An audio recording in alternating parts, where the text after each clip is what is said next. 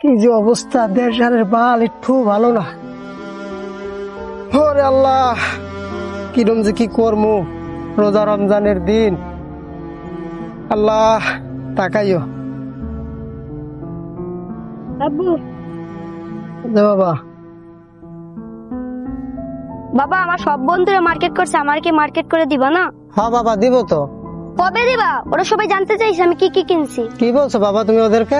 আমি বুদ্ধি করে একটা শার্ট, একটা প্যান্ট, জুতা, ঘড়ির কথা বলছি। বাবা এইটা বড় তুমি ভুল করছো, তুমি তো মিথ্যা কথা বলে বড় পাপ করছো। যদি সত্যটা বলতাম আমাকে পচাইতো।